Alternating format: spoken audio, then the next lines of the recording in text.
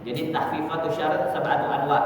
Keringanan syariat itu ada 7 macam. Kemarin udah kita jelaskan takhfifu isqat seperti gugurnya sholat Jumat, haji, umroh karena ada udzur-udzur yang syar'i. Begitu juga takhfifu ibdal ka ibdal wudu wal ghusl. Takhfif keringanan ketika menggantikan seperti menggantikan wudu dan mandi dengan tayamum. Baik. Ya. Wal qiyam fi shalah bil qu'ud, dan berdiri bagi orang yang sholat boleh dengan duduk kalau dia tidak mampu karena ada udzur. Wal ittija wal imam, kalau nggak mampu juga dia berbaring, kalau nggak dengan isyarat. Wasiyam bil it'am, gitu juga kafarah ketika dia udah nggak mampu lagi untuk membayar puasanya dengan puasa, maka dengan memberikan makanan. Fidyah. Arabi takhfifu taqdim, dahulukan keringanan karena mendahulukan seperti jamak. Taqdim zakat alal haul, mendahulukan zakat sebelum haulnya. Wa zakatil fitr fi Ramadan, dan mendahulukan zakat fitri di bulan Ramadan.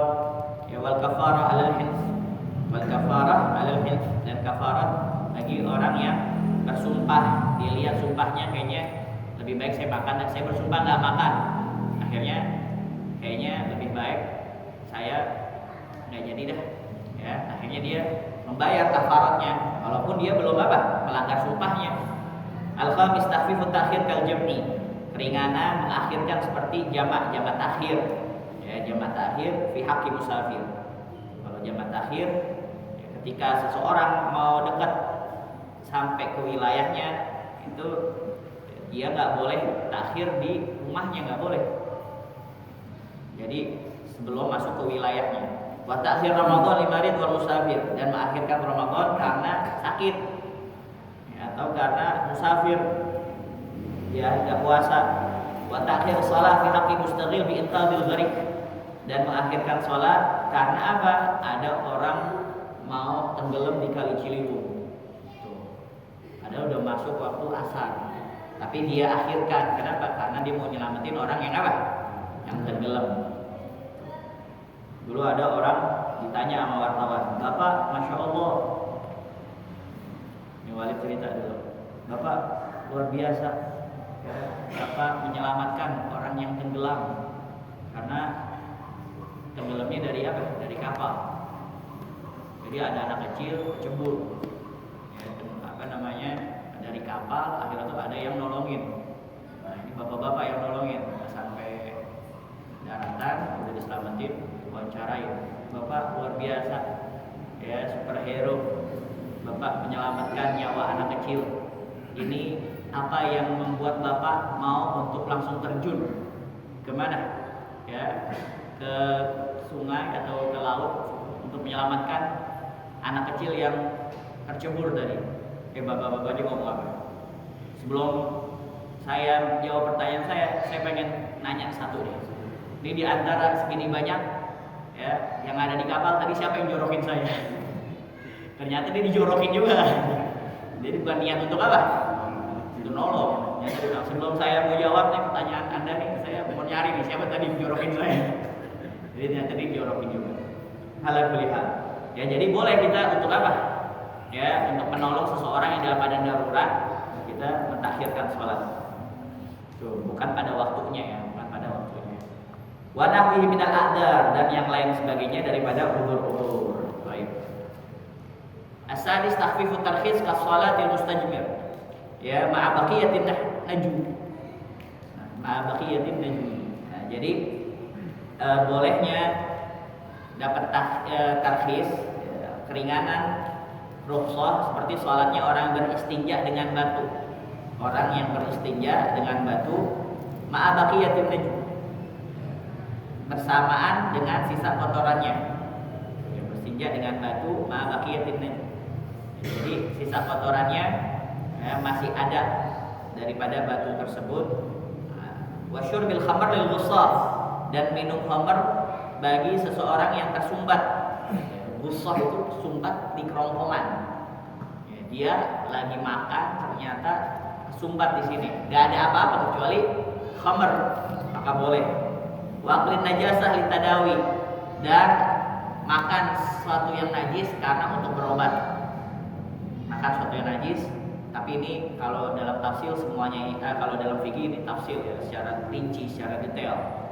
Ya, di antaranya itu kalau dia nggak mendapatkan atau dia nggak menemukan obat ya yang manjur, yang bisa langsung sembuh kecuali barang yang najis tersebut. Terus takhfifut taghyir kataghyir nadmi shalah fil khauf,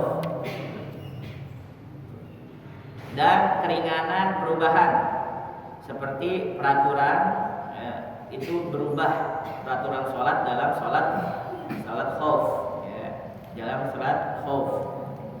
Itu keringanan dalam bentuk perubahan tata cara ibadah dari bentuk aslinya karena dalam kondisi darurat seperti kondisi perang. Jadi ketika sholat itu mengubah formasi dan cara berdirinya. Biasanya kalau jamaah sholat itu berada di belakang imam dan berbaris bersaf-saf. Nah, tapi kalau dalam sholat khauf itu ada dua kelompok. Kelompok yang pertama sholat bersama imam, kelompok yang kedua berjaga. Jadi ini masalah sholat khauf, nanti dijelaskan secara detail di kitab fikih. Jadi ada yang menyempurnakan sholat setelah imam selesai, ada yang hanya ikut sebagian gerakan saja sama imam, kemudian dia tetap pergi, tetap berdiri menjaga. Misalkan imam sampai situ tuh, tiang nih. Nah, ini ikutin imam. Nah, yang sono jaga. Nah, nanti yang di sini jaga, yang sono sholat. Seperti itu. Dan boleh angkat senjata dan boleh bergerak-gerak. Karena ada semua dalilnya waliyakhudhu aslihatahum, dan dalam mereka tetap membawa senjata mereka dalam Al-Qur'an surat An-Nisa. Karena biasanya kan harusnya sholat itu dalam keadaan khusyuk, tenang. Tapi ini dia udah siap kalau misalkan ada musuh mau nyerang, dia udah siap untuk menjaga. Jadi gerakan yang biasanya membatalkan sholat menjadi dibolehkan. Seperti apa? Menoleh secara tajam gini, ya, maju mundur, mengambil senjata atau berpindah posisi. Ya, berpindah posisi, yang tadinya posisinya menghadap kiblat karena musuhnya di sono, pindah. Dan dalam keadaan sholat. Itu nanti secara detail di dalam kitab sholat khauf. Nah, jadi takhfir itu keringanan syariat dalam bentuk mengubah tata cara ibadah sesuai kebutuhan darurat, tapi tanpa menghilangkan rukun sholat. Contohnya yang sangat jelas banget dalam sholat khauf, tadi formasinya berubah. Yang tadinya ngadep kiblat, ngadep kiblat. Cara mengikuti imam berubah, boleh bawa senjata. Gerakan yang banyak jadi boleh. Begitu juga bergantian rakaatnya, yang depan dan yang belakang. Kadang-kadang ada 3 soft, 3 bagian. Baik.